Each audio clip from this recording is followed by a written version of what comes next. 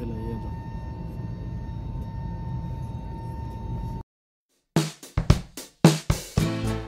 RTPCR का report negative आना चाहिए, लेकिन लाइफ के प्रति आपका विजन और आपकी सोच पॉजिटिव रखनी बहुत जरूरी है। हेलो हाय केम छो and welcome to A star vlogs. सबसे पहले तो काफी दिनों बाद व्लॉग आ रहा है, उसके लिए सॉरी, लेकिन ऐसा इसलिए हुआ क्योंकि पहले मेरा प्लान बन रहा था उत्तराखंड जाने का, जहाँ पर मेरे एक दोस्त रहते हैं जिसको आपने आगे रीयूनियन वाले व्लॉग में देखा होगा, मिस्टर रमनदीप सिंह सरदार जी। उनके यहाँ मैं जाने वाला था, लेकिन अनफॉर्चुनेटली उनको कुछ काम आ गया तो मुझे वो ट्रिप कैंसिल करना पड़ा। फिर मेरा प्लान बना मनाली जाने का, जहाँ पर हर साल जनवरी में एक मनाली विंटर कार्निवल नाम से एक फेस्टिवल होता है which motivates the local culture, local food and winter sports in Manali. But फिर मुझे कुछ काम आ गया, पर्सनल काम आ गया, जिसकी वजह से मुझे वो ट्रिप भी कैंसिल करना पड़ा। लेकिन जैसा हम सब जानते हैं कि कोशिश करने वालों की कभी हार नहीं होती, तो उसी तरह मैं भी कोशिश कर रहा था कहीं जाने की। और मीनवाइल मेरे एक दोस्त विजय से मेरी बात हुई, जिसको आपने कच्छ वाले ब्लॉग में देखा होगा, और हम दोनों की बातें चल रही थी। तो मैंने उसे कहा कि भाई मुझे इस पर्टिकुलर जगह पे जाने की इच्छा है, एंड कोइंसिडेंटली ही also wanted to visit that place. तो हम दोनों भाइयों ने प्लान बनाए और हम दोनों निकल पड़े। तो आप सब ये सोच रहे होंगे हो कहाँ, ये तो बताओ। सब बताएंगे, लेकिन आप इस वीडियो को प्लीज पूरा देखिएगा, क्योंकि इस वीडियो में कुछ इंपॉर्टेंट बातें बताने वाला हूँ जो कि आपको ट्रैवलिंग में हेल्प करेगी, स्पेशली अब्रॉड ट्रैवलिंग में इस करंट सिचुएशन में। जैसा कि आप सबको पता है कि इंटरनेशनल ट्रैवलिंग के लिए आरटीपीसीआर करवाना कंपलसरी है, और उस आरटीपीसीआर रिजल्ट की वैलिडिटी सिर्फ 48 आवर्स होती है। बट उस रिपोर्ट के रिगार्डिंग मुझे और मेरे फ्रेंड को एक मिसकंसेप्शन था। अब इसमें होता यह है कि जो आपके पास आरटीपीसीआर का रिपोर्ट आता है, उसका जो 48 आवर्स का जो टाइम ब्रैकेट है, वो शुरू तब से होता है जब आप सैंपल देते हो, तब से, ना कि तब से जब आपके हाथ में रिजल्ट आता है। तो हमने आरटीपीसीआर के लिए सैंपल्स दिए थे संडे मॉर्निंग को, और हमारे पास रिजल्ट आया मंडे आफ्टरनून को। And by the time we reached airport, वो उसकी 48 आवर्स की वैलिडिटी पूरी हो गई, और बड़े प्यार से हमको बाहर का रास्ता दिखा दिया। अब ऐसे टाइम पे अगर आपका ट्रैवल एजेंट सही हो तो it can be of good help.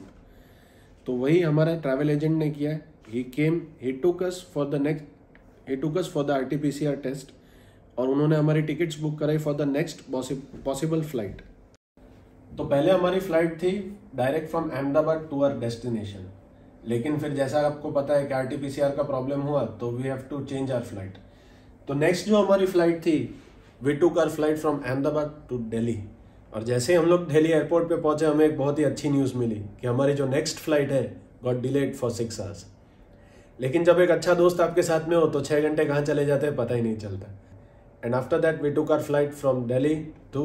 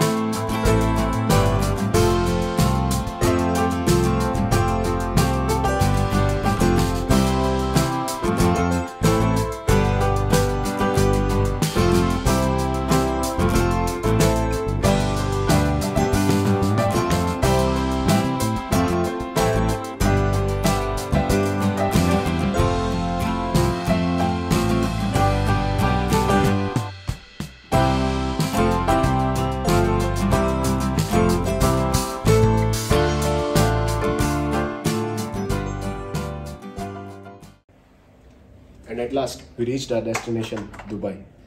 Dubai airport पे भी आपका आरटीपीसीआर होगा, और यहाँ पे उसको सिर्फ पीसीआर कहा जाता है। So don't get confuse between RTPCR and PCR, दोनों एक ही चीज़ है। और जैसे आप आरटीपीसीआर टेस्ट के लिए सैंपल देंगे, तो आपको रिजल्ट कैसे पता चलेगा? रिजल्ट के लिए आपके पासपोर्ट के पीछे कुछ इस तरीके का QR कोड लगा दिया जाएगा, जो आप स्कैन करके अपना रिजल्ट पता कर सकते हैं। लेकिन उसके लिए आपको 5 से 6 घंटे देने पड़ेंगे। और एक और बात, अगर आप अपना नंबर इंटरनेशनल रोमिंग पे नहीं करवाना चाहते सो डोंट वरी, क्योंकि अभी हाल फिलहाल दुबई गवर्नमेंट आपको एक टूरिस्ट सिम कार्ड प्रोवाइड कर रही है, जिसको आप एक्टिवेट करवा के अपने कन्वीनियंस के हिसाब से रिचार्ज कर सकते हैं। तो कुछ इस तरह की थी हमारी journey from Ahmedabad to Dubai.